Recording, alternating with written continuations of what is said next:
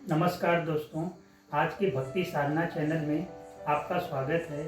आज हम एक विशेष टॉपिक, विशेष पर्सन और हमारे जीवन के आधार, इनका हम सीख लेके अपने जीवन को सुखमय, आनंदमय, सरल बना सकते हैं। आज हम बात करने वाले हैं प्रभु श्री राम, मर्यादा पुरुषोत्तम श्री राम के विषय में। इनके आदर्श हमारे जीवन में, हमारे लाइफ में हर एक बाधा को दूर करने का एक सरल और सस्ता माध्यम उन्होंने हमें सिखाया है। इनका जन्म राज परिवार में हुआ था।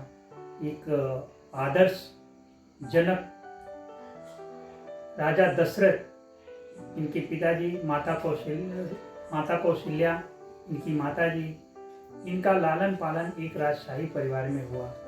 पर इन्होंने अपनी मर्यादा को एकदम सरल शब्दों में कहा जाए तो अपने को सब लोगों के साथ प्रेम, परस्पर भाई बंधुत्व, हर चीज के लिए उन्होंने एक मिसाल खड़ा कर दिया, जिससे हम अपने समाज में अपने आदर्श, उनका आदर्श लेके अपने परिवार समाज को हम सुदृढ़ बना सकते हैं। उनका जीवन, आज उनका राज्याभिषेक कल होने वाला था, आज उनको वनवास मिला। वनवास, इस हम छोटी ये सब बातों पे नहीं उनके डिस्कस करेंगे। उनको वनवास मिला तो उन्होंने एक भी क्वेश्चन पिताजी के ऊपर उंगली नहीं उठाया, क्योंकि हमें भगवान, हमारा जो माता पिता रहते हैं, उनका आदर्श, उनकी सोच हमारे सोच से बहुत परे रहती है। उन्होंने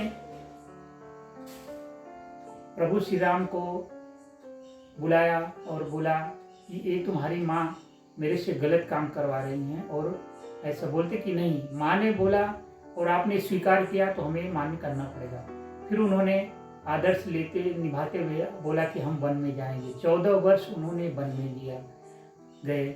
उनके साथ माता सीता, उनके छोटे भाई अनुज, लक्ष्मण, इनके साथ वन में गए।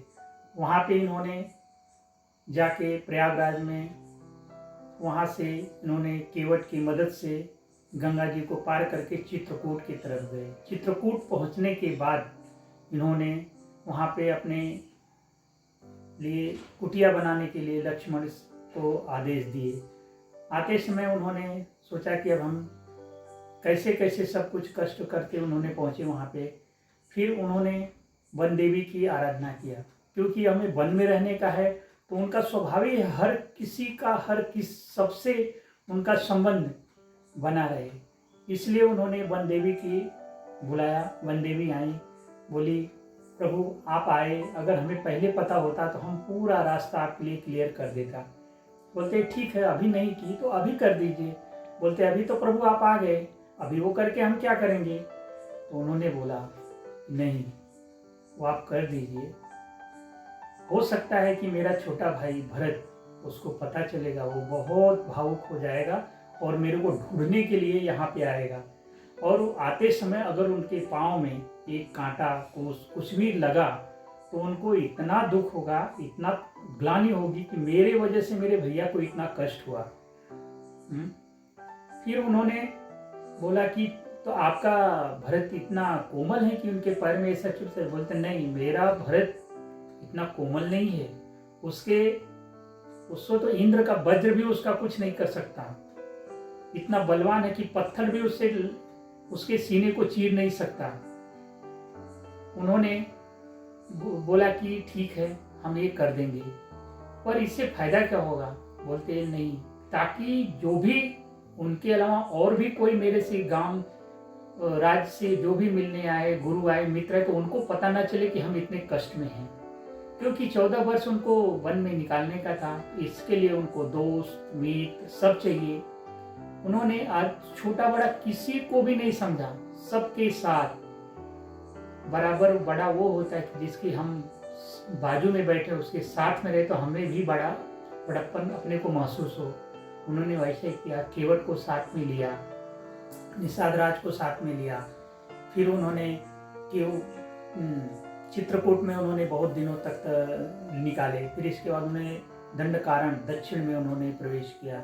यहाँ पे आने तो पंचवटी में उन्होंने थे, पंचवटी से माता सीता का अपहरण हो गया, ये तो हम सब लोग जानते हैं। इसके लिए रावण से युद्ध हुआ, सब हुआ। ये तो बहुत विस्तृत रामचरितमानस में तो गोस्वामी तुलसीदास जी ने लिखा है, जिससे हम सीख सकते हैं। पर उन्होंने, वो तो प्रभु श्री राम है, उनको सब कुछ पता है नहीं, लेकिन वो मानव रूप में है, इसलिए उन्होंने क्या किया कि हर किसी से, हे खग हे मृग मधुकर श्रेणी तुम देखी सीता मृग नैनी। उन्होंने, तुलसीदास ने रामचरितमानस में लिखा है कि उन्होंने खग, पक्षी, पशु जो भी उनसे मिलते गया, सब लोगों से उन्होंने पूछते गया कि हर कोई सीता को देखा है। वो तो अंतर्यामी है, उनको सब पता है, लेकिन फिर भी उन्होंने ये दिखाया नहीं, अपना बड़प्पन नहीं दिखाया। फिर उन्होंने मित्रता के लिए, मित्रता तो हम कोई भी रहता है तो जो राजा रहता है उसी से करना चाहता है, लेकिन उन्होंने उस वैसा नहीं किया। उनका राज, जो उनके मित्र सुग्रीव थे, उनको उनका भाई बाली ने उनको क्या किया था कि उनको भगा दिया था, उनका राज खुद लेके वो था, निष्कासित कर दिया था। लेकिन रामचंद्र जी ने बाली को स्वीकार नहीं किया, क्योंकि वो अधर्म के रास्ते पे है।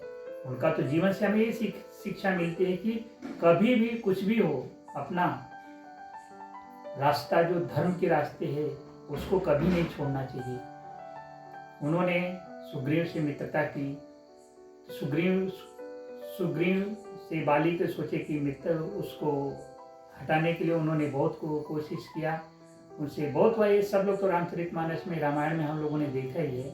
लेकिन इनका है कि मित्रता की भावना कैसे होती है, उनसे मित्रता हनुमान जी ने करवाया, हनुमान जी के साथ कैसी मित्रता उन्होंने किया।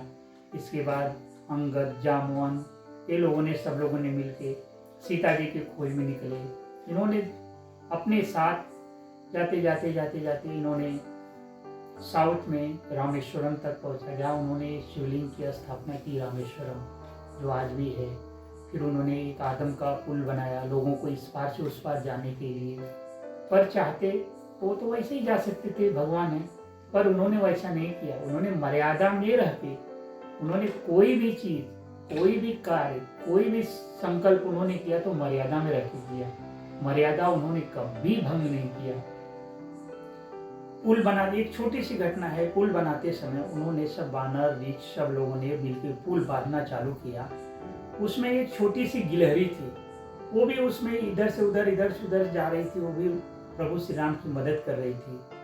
फिर बंदरों ने, लोगों ने बोला कि अरे तुम किधर इसमें जा रहे हो, तुम किधर साइड हटो, नहीं तो दब के मर जाओगे। तो प्रभु श्री रामचंद्र जी बोला, नहीं, ये जो बड़े बड़े पत्थर तुम लोग डाल रहे हो, जो छोटे छोटे गए थे, उसको भरने के लिए तो किसकी मदद लगेगी, वो छोटे छोटे की लगेगी। इसलिए समाज में कोई छोटा नहीं, कोई बड़ा नहीं, कोई किसी पे अत्याचार नहीं। अत्याचार का ही तो नाश करने के लिए उन्होंने त्रेता युग में भगवान श्री रामचंद्र जी जन्म लिया। उन्होंने रावण उस पार, वो राजा, सोने की लंका, उसके पास सब कुछ, बड़ी सेना, और ये वनवासी का जीवन काट रहे थे। चाहते तो जिनके ससुर राजा, भाई राजा, एक खुद देश के राजकुमार, उन्होंने मदद नहीं लिया, क्योंकि पिताजी का वचन भंग न हो जाए। उनके जीवन में ही बोला गया था कि आपको 14 वर्ष वनवास में रहने का है। फिर उन्होंने क्या किया, पुल बांधने के लिए उन्होंने समुद्र के विनती किए।